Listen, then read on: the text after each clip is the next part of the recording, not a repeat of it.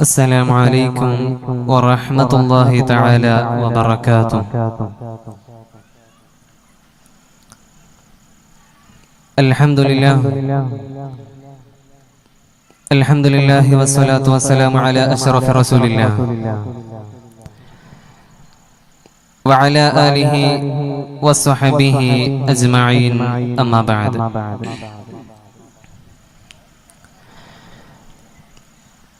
رب اشرح لي صدري ويسر لي أمري واحلل عقدة من لساني يفقهوا قولي.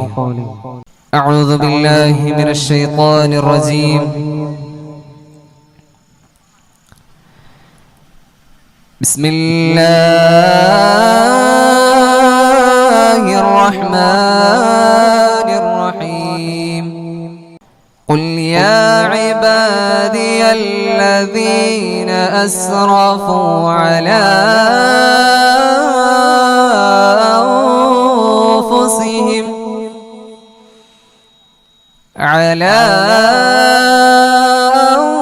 أنفسهم لا تقنطوا من رحمة الله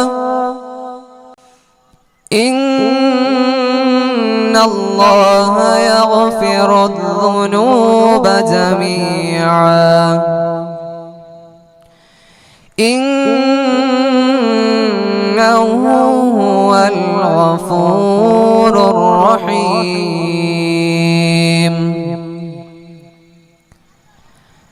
وأنيبوا إلى ربكم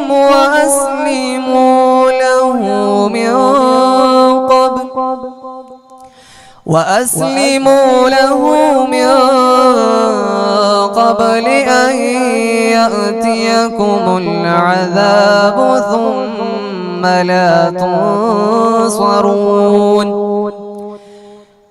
واتبعوا أحسن ما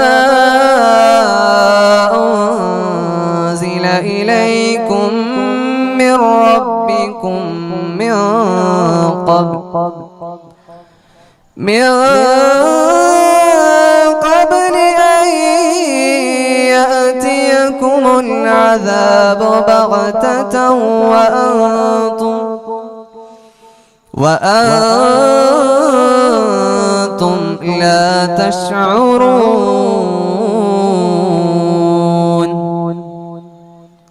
صدق الله العلي العظيم.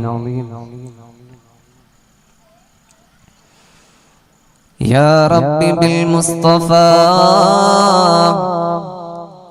بلغ مقاصدنا واغفر لنا ما مضى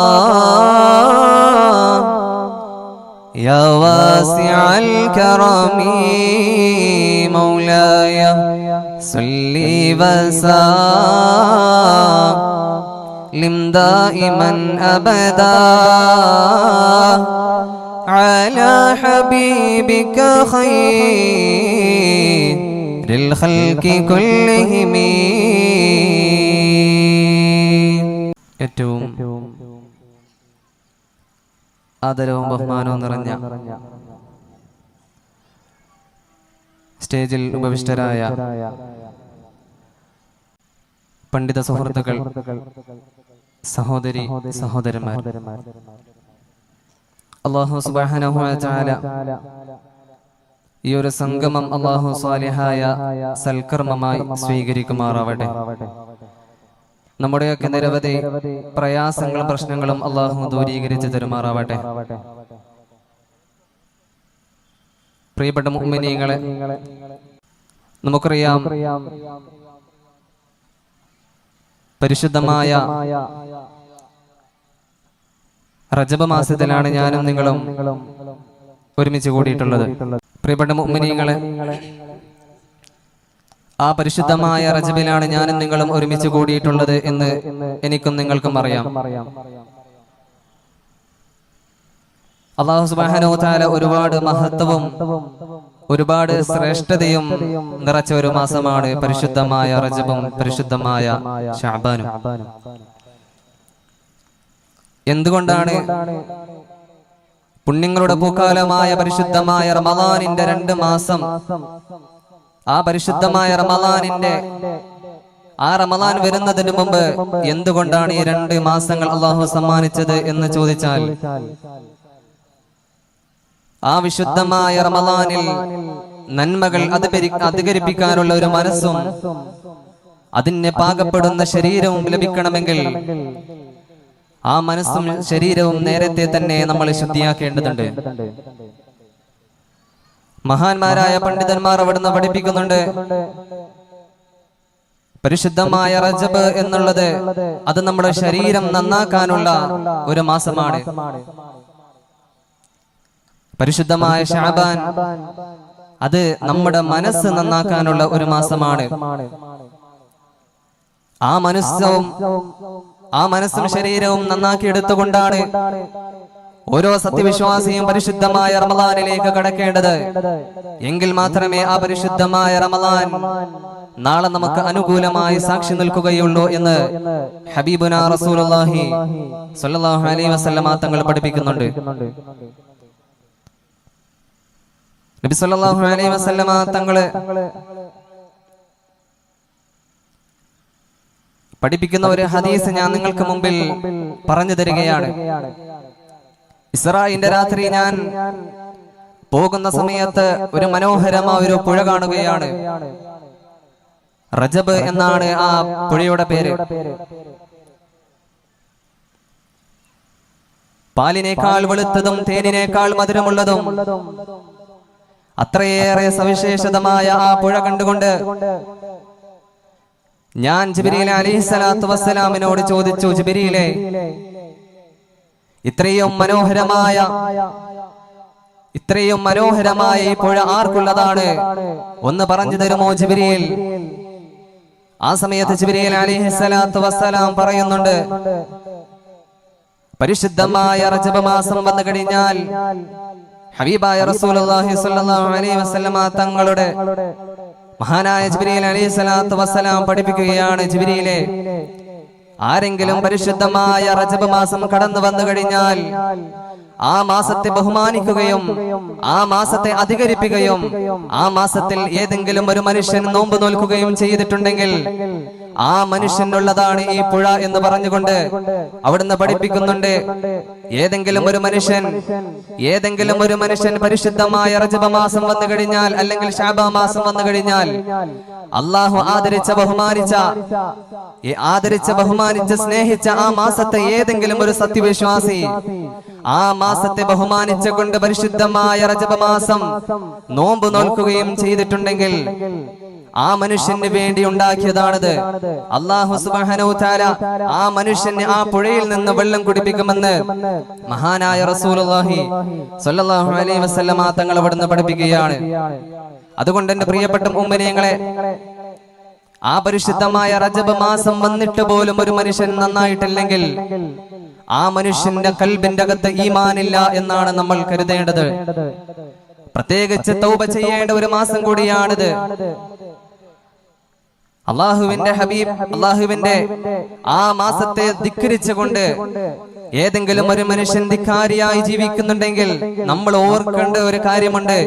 ഈ പരിശുദ്ധമായ മാസം അള്ളാഹു ബഹുമാനിച്ച മാസത്തിലാണ് ഞാനും നിങ്ങളും തെറ്റ് ചെയ്യുന്നു എന്നുള്ള ഒരു ഓർമ്മ എനിക്കും നിങ്ങൾക്കും ഉണ്ടാവേണ്ടതുണ്ട്. സുദീർഘമായി ഭാഷിക്കുന്നില്ല എങ്കിലും കുറച്ച് കാര്യങ്ങൾ കൂടി പറഞ്ഞ് ഇൻഷാ അല്ലാഹ് എന്റെ കർത്തവ്യം ഞാൻ അർപ്പിതമാക്കുകയാണ്. അല്ലാഹു സുബ്ഹാനഹു തആല ഈ പരിശുദ്ധമായ മാസത്തെ ബഹുമാനിക്കാനും ആദരിക്കാനും അല്ലാഹു തൗഫീഖ് നൽകി അനുഗ്രഹിക്കുമാറാവട്ടെ. ചെറിയൊരു ചരിത്രം കൂടി പറഞ്ഞ് അവസാനിപ്പിക്കാം. മഹാനായ മൂസാ നബി അലൈഹിസ്സലാത്തു വസ്സലാമിന്റെ കാലത്ത് കടുത്ത വരൾച്ച അനുഭവിക്കുകയാണ്. മൂസാ നബി അലൈഹിസ്സലാത്തു വസ്സലാം തന്റെ ജനതയെ കൊണ്ടുവന്നുകൊണ്ട് ഇതേപോലെ ഒരു ഗ്രൗണ്ടിൽ എല്ലാവരെയും ഒരുമിച്ച് നിർത്തിക്കൊണ്ട് മൂസാ നബി അലൈഹിസ്സലാത്തു വസ്സലാം അവിടുന്ന് ദുആ ചെയ്യുകയാണ് മഴയ്ക്ക് വേണ്ടി. പടച്ചറബ്ബേ, ഇവിടെ ഒരുമിച്ച് കൂടിയ ഒരുപാട് ആളുകളുണ്ട്. ആ ആളുകളുടെയൊക്കെ ബർക്കത്ത് കൊണ്ട് നീ ഞങ്ങൾക്ക് മഴ വർഷിപ്പിച്ചു തരണേ. അവിടുന്ന് ദുആ ചെയ്യുകയാണ്. ഇതേപോലെ ഒരു ഗ്രൗണ്ടിലെ ആളുകളെയൊക്കെ വിളിച്ചു കൂട്ടിക്കൊണ്ട് ദുആ ചെയ്യുകയാണ്. റബ്ബേ, ഞങ്ങൾക്ക് ദുആ ചെയ്യുന്നത് വലിയൊരു പ്രതീക്ഷയിലാണ്, വലിയൊരു പ്രതീക്ഷയിലാണ്. അതുകൊണ്ട് ഈ ദുആക്ക് ഉത്തരം ലഭിക്കണമെന്ന് ഒരുപാട് തവണ ദുആ ചെയ്യുകയാണ്. പക്ഷേ ആ സമയത്ത് പോലും മഴ പെയ്തിട്ടില്ല. പടച്ചറബിനോട് ആത്മാർത്ഥമായി ദുആ ചെയ്യുകയാണ്. റബ്ബേ, എന്തുകൊണ്ടാണ് എന്റെ ദുആ നീ സ്വീകരിക്കാത്തത്? ആ സമയത്ത് അല്ലാഹു പറയുന്നുണ്ട്, ഈ സദസ്സിലെ 40 വർഷം അള്ളാഹുവിനെ ധിക്കരിച്ചുകൊണ്ട് നടന്ന ഒരു മനുഷ്യനുണ്ട്. ആ മനുഷ്യൻ ഈ സദസ്സിൽ നിന്ന് എഴുന്നേറ്റ് പോവാതെ ഒരിക്കലും ഞാൻ നിങ്ങൾക്ക് മഴ വർഷിപ്പിച്ചു തരൂല എന്ന് പറയുന്നുണ്ട്. അങ്ങനെ മൂസാ നബി അലൈഹി സ്വലാത്തു വസ്സലാം ആ സദസ്സിൽ എഴുന്നേറ്റ് നിന്നുകൊണ്ട് പറയുന്നുണ്ട്, ഈ സദസ്സിൽ 40 വർഷം തെറ്റ് മാത്രം ചെയ്ത ഒരു മനുഷ്യനുണ്ട്. ആ മനുഷ്യൻ ഇവിടുന്ന് എഴുന്നേറ്റ് പോകാതെ ഒരിക്കലും ദുആക്ക് ഉത്തരം ലഭിക്കുകയില്ല. അപ്പൊ ആ മനുഷ്യൻ ചിന്തിക്കേണ്ട, ആ സദസ്സില് ആ ഒരു മനുഷ്യൻ ആത്മാർത്ഥമായി ചിന്തിക്കുന്ന ഒരു കാര്യമുണ്ട്. റബ്ബേ, എന്നെ പറ്റിയാണുള്ള ഈ പറയുന്നത്, ഞാനാണല്ലോ ആ 40 വർഷം തെറ്റ് ചെയ്ത ഒരു വ്യക്തി. അങ്ങനെ ആ മനുഷ്യൻ ആരും കാണാതെ 2 കൈകൾ ഉയർത്തിക്കൊണ്ട് മുഖത്തോട് മുഖം വെച്ചുകൊണ്ട് ദുആ ചെയ്യുന്നു. റബ്ബേ, ഇതുവരെ ഞാൻ ജീവിച്ച, നിന്നെ ധിക്കരിച്ച് ഞാൻ ജീവിച്ചു, പക്ഷേ ഈ ഒരു അവസരത്തിൽ എനിക്ക് നീ പുറത്തു തരണേ എന്ന് ആ മനുഷ്യൻ ആരും കാണാതെ ദുആ ചെയ്യുകയാണ്.